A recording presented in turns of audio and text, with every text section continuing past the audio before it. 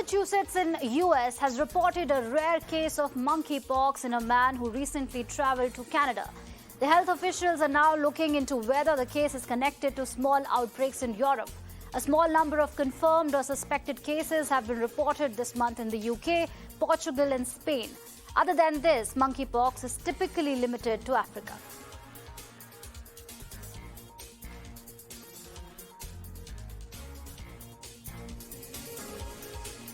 North Korea has reported that a fast-spreading fever has killed 63 people and sickened about 2 million others since late April, while about 740,000 have been quarantined. Travel between regions has been banned. Army medics have been ordered to deliver medicine, and hundreds of thousands of workers have fanned down to identify the ill, while the state TV is using animation to urge people to seek help. This comes just a few days after North Korea admitted to its first COVID case. 북한은 지금 진단기가 부족한 상황으로 당장 확진자가 진짜 코로나 확진자인지를 알 수가 없는 상황이고요. 다만 이제 증상으로 판단하는 것 같고요. 그러니까 둘째는 그로 인해서 사실 해열제마저도 지금 부족하지 않을까 이런 게 지금 의심이 듭니다. 지금 북한 당국에서 공식적으로 보도한 걸 보고 있으면은 이제 민간 치료요법 같은 거를 주민들한테 권장하고 있는데요. 예를 들어서 버드나무 가지를 달여서 차로 마시라는 거는 사실 일종의 해열제 효과를 지금 노리는 거 아닐까 지금 그런 생각이 듭니다. 따라서 지금 어떻게 보면은 북한 당국에서 공식적으로 지금 그 코로나 확진자가 있었다는 걸 인정을 했고 그게 확산되고 있는 부분도 인정을 했지만 실제로 치료나 이런 그 대응 부분에 있어서는 사실 손을 놓고 있지 않을까 그런 지금 우려가 되고 있습니다. Members of the Buffalo Bills football team arrived at the scene of the deadly shooting at a top supermarket over the weekend to pay their respects to the victims. Bills players marched 2 blocks to the site of the attack wearing shirts emblazoned with the word "Choose Love."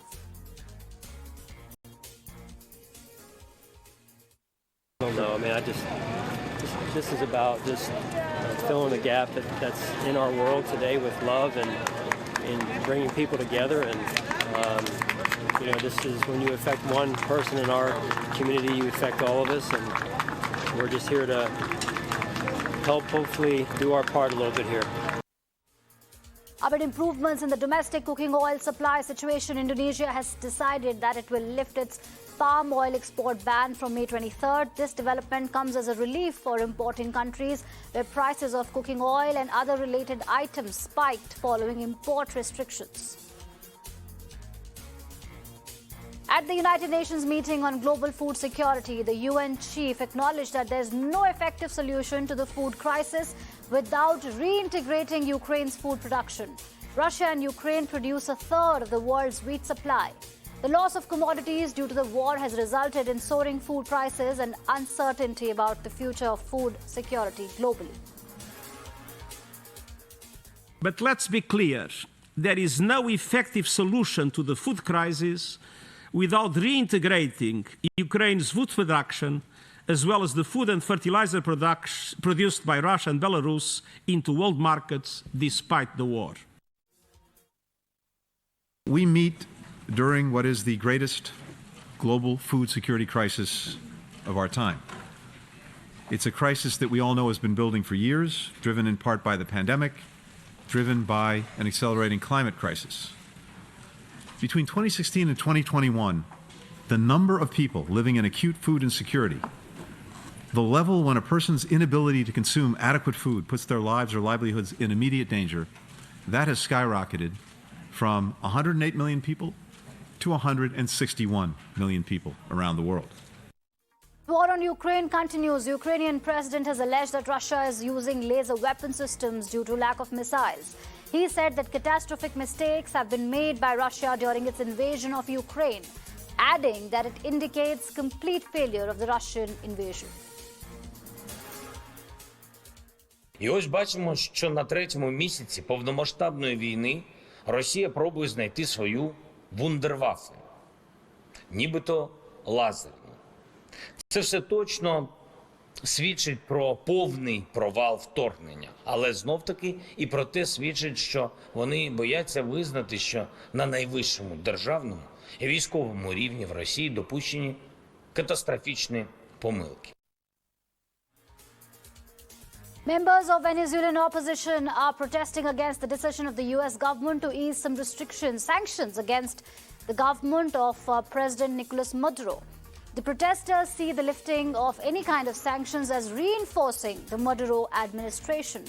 However, the easing of sanctions by Biden administration is being seen as a gesture meant to encourage negotiations between the U.S.-backed opposition and the government of President Nicolas Maduro.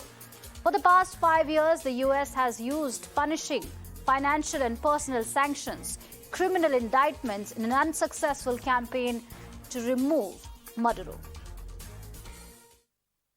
Las sanciones las ha impuesto el mundo occidental, el mundo del cual provenimos nosotros, y lo ha hecho fundamentalmente como un mecanismo para tratar de que Venezuela vuelva al sistema democrático.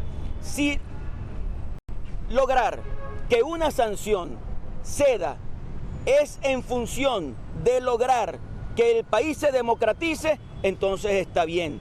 Pero si eso sirve para que el régimen se eternice en el poder y no se logre que el país tenga democracia y libertad, entonces está mal. Eso es un proceso de negociación. Ahora es un proceso de negociación con presión. ¿Por qué con presión? Porque es que tenemos un conflicto muy grave en Venezuela. Y lamentablemente quien ha llevado al país a este conflicto es el régimen de Nicolás Maduro. Y ese régimen de Nicolás Maduro quiere mantenerse en el poder y quiere utilizar el diálogo y la negociación como un mecanismo para ganar tiempo y no para resolver el problema. ¿Qué apostamos nosotros? Que se resuelva el problema. Y para que se resuelva el problema tienes que democratizar el país. ¿Tú quieres quitar las sanciones? Democratiza el país.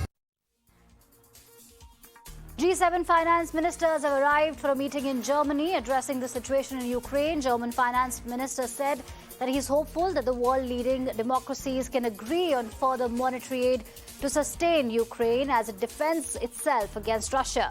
As the situation in Ukraine remains tense, he further said that Ukraine will likely need a number of double-digit billion euros over the coming months. We have to secure the liquidity of the Ukraine state. We are impressed by the bravery which the Ukrainian people are showing in their fight for freedom, for all of our values. So we feel responsible for the capability of the Ukrainian state and its people to defend themselves.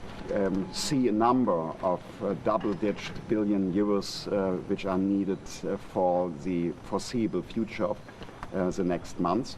And I'm quite optimistic that we will be able at this G7 meeting to raise the funding which allows Ukraine to defend itself over the next month.